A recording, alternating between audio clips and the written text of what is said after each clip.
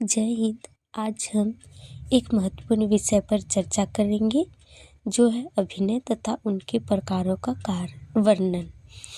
भरत मुनि के नाट्य शास्त्र से ली गई अवधारणा है जिसका उपयोग सभी भारतीय शास्त्रीय नृत्य शैलियों के एक अभिन्न अंग के रूप में किया जाता है। इसका आज हम विस्तार से चर्चा करेंगे जो कि है अभिनय।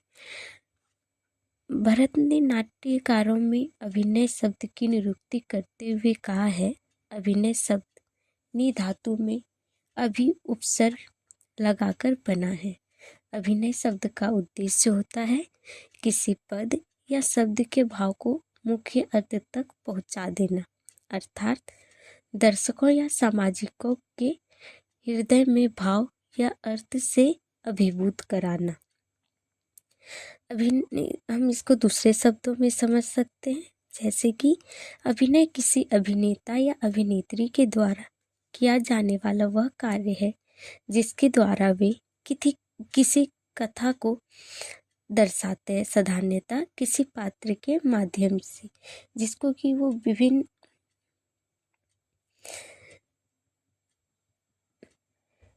अभिनय के 4 प्रकार होते हैं।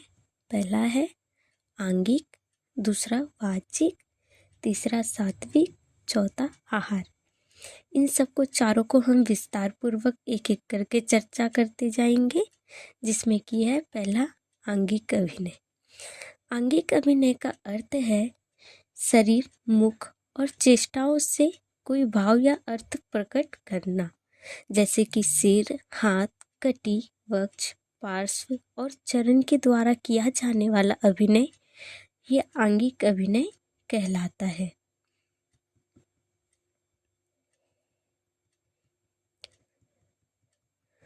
और भाव, अधर, कपोल और ठोड़ी से किया हुआ मुखज अभिनय उपांग अभिनय कहलाता है।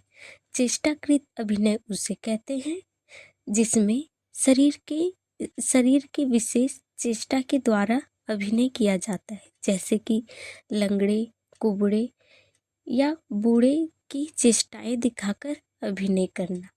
ये सभी प्रकार अभिनय विशेष रस भाव तथा संचारी भाव के अनुसार किए जाते हैं। शरीर अथवा आंगिक अभिनय में सिर के तरह दृष्टि के 36, आँख के तारों के 9, पुट के 9, भौं के 7, नाक के 6, कपोल के 6, अधर के 6 और ठोड़ी के 8 अभिनय होते हैं। व्यापक रूप से मुखज चेष्टाओं में अभिनय 6 प्रकार के होते हैं। भरत ने कहा है कि मुखराग से युक्त शारीरिक अभिनय थोड़ा भी हो तो उससे अभिनय की शोभा दुनी हो जाती है। यह मुखराग 4 प्रकार के होते हैं। पहला है स्वाभाविक, दूसरा प्रसन्न, तीसरा रक्त और चौथा श्याम। ग्रीवा का अभिनय भी विभिन्न भाव के अनुसार 9 प्रकार का होता है।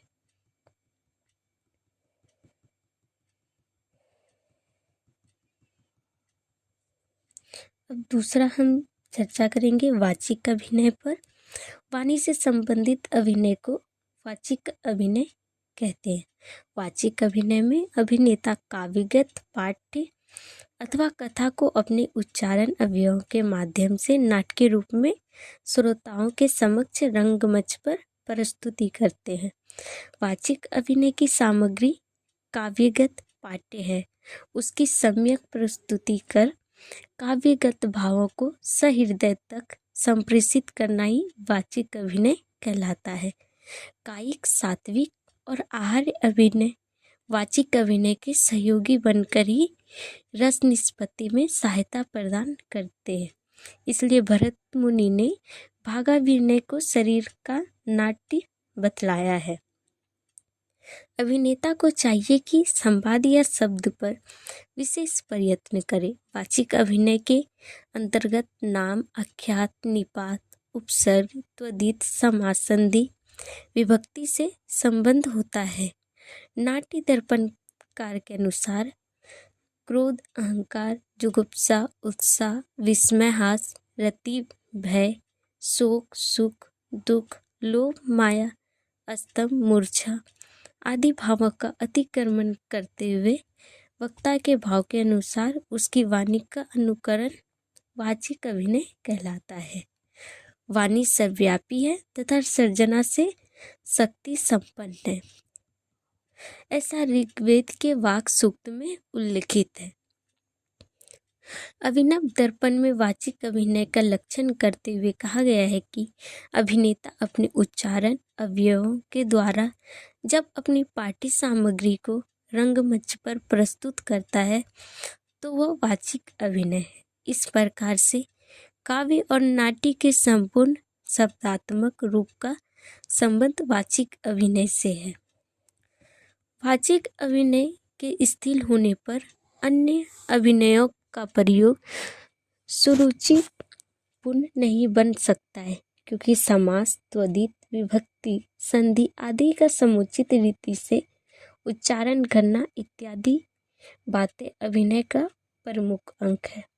जब तक अन्य अभिनय की रचना ना हो, उच्चारण पर ध्यान देना आवश्यक है। उच्चारण अशुद्ध होने पर रस का भंग निश्चित है। अब तीसरा हम चर्चा करेंगे सात्विक अभिनय पर। बिना किसी प्रयत्न के शरीर की स्वाभाविक क्रिया सात्विक भाव कहलाता है, और जब इसी भाव का नायक आदि के द्वारा अनुकरण किया जाता है तो इसे सात्विक अभिनय कहते हैं। सात्विक अभिनय के 8 प्रकार होते हैं, जैसे जिसको कि हम यहाँ एक एक करके चर्चा करेंगे। पहला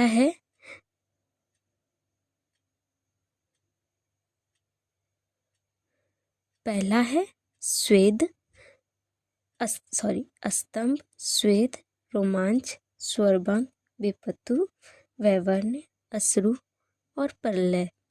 इन 8 को सात्विक भाव कहा जाता है। अभिनय में नट का संभवतः होता है, जिसको कि स्तंभ कहते हैं। दूसरा है स्वेद, मुख्य रूप से उष्णता, अधिक परिश्रम, भय, क्रोध, व्यायाम, ग्लानि, लज्जा आदि के कारण निकलने वाले जल को स्वेद कहते हैं। रोमांच, तीसरा है रोमांच, शरीर के रोंगटे का खड़ा होना रोमांच कहलाता है। यह एक स्वाभाविक प्रक्रिया है। चौथा है स्वरभंग, स्वर का भंग होना स्वर भंग है। यह हर्ष, शोक, मद आदि के कारण व्यक्ति की आवाज या वाणी में परिवर्तन होना स्वर भंग है। पांचवा है विपत्तु। विपत्तु का शाब्दिक अर्थ है कंपन, शरीर में अंगों में भय, हर्ष आदि के कारण होने वाला कंपन विपत्तु कहलाता है। छठा है वैवर्ण्य। वैवर्ण्य का अर्थ है वर्ण विकार, अर्थात शरीर का रंग बदल जाना, विषाद, शोक, मद, रोग आदि के कारण। सातवां है अश्रु। नेत्र से निकलने वाले जल को अश्रु कहते हैं, जो कि क्रोध, दुख, प्रहर्ष, भय आदि से नेत्र से अश्रु की प्रभाव प्रक्रिया है। प्रलय, प्रलय शब्द का प्रयोग काव्य शास्त्र में मूर्छा के अर्थ में किया जाता है।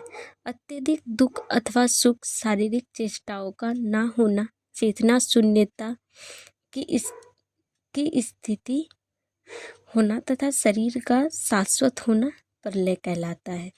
शोभा, विलास, माधुर्य, गंभीर्य, स्थिरता, तेज, ललित और औदार्य, ये 8 सात्विक गुण पुरुषों में होते हैं। अब हम चौथा करेंगे आहार्य अभिनय। नाट्य शास्त्र में रावी अध्याय में आहार्य नामक चतुर्थ अभिनय का वर्णन किया गया है। आहार्य के 4 प्रकार हैं। पहला है पुस्त, दूसरा अलंकार, तीसरा अंग संरचना और चौथा संजीव। पहला पुस्त। पुस्त से तात्पर्य है प्रतिरूप बनाकर प्रस्तुति करना। पुस्त विधि के 3 प्रकार है। पहला है संधिम, दूसरा व्यंजिम, तीसरा रिष्टिम। संधिम क्या होता है? संधिम वह होता है जिसमें कई वस्तुओं को जोड़कर किसी वस्तु का प्रतिरूप बनाया जाता है। व्यंजिम होता है, व्यंजिम से तात्पर्य है सूत्र, धागा आदि से खींचना। किसी वस्तु को एक स्थान से दूसरे स्थान पर ले जाना। वेस्टिम, वेस्टिम का अर्थ होता है लपेटा हुआ, लपेट कर बनाई गई वस्तु। अब हम दूसरा पढ़ेंगे। दूसरा में है अलंकार। व्याकरण में जो अलंकार होता है उससे विभिन्न प्रकार का अलंकार होता है अभिनय में, जिस पर हम चर्चा करेंगे। जैसे कि माला, आभूषण, वस्त्र को अलंकार समझना चाहिए अभिनय में। उसका अनेक प्रकार से समायोजन अंगोपांग विधि है, अर्थात विविध अंगों एवं उपांगों पर माला, आभूषण और वस्त्र को सुसज्जित करना। तीसरा है अंग संरचना। अनुकारी के अंगों के अनुरूप अनुकर्ता के अंगों की रचना करना, जिसकी प्रकृति का अभिनय करना है। अभिनेता को उसकी आकृति का बनना चाहिए। अब निष्कर्ष, अभिनय एक कला है जिसमें अभिनेता या अभिनेत्री किसी पात्र के माध्यम से कथा को दर्शाते हैं। अभिनय के मुख्य रूप से 4 प्रकार के होते हैं, जो विभिन्न शैलियों और तकनीकों को दर्शाते हैं। इन विभिन्न प्रकारों के माध्यम से अभिनेता अपनी कला को विभिन्न माध्यमों में व्यक्त करते हैं, जिससे दर्शकों पर गहरा प्रभाव पड़ता है। अभिनय केवल एक पेशा नहीं, बल्कि एक गहरी भावना और कहानी कहने की कला है। धन्यवाद।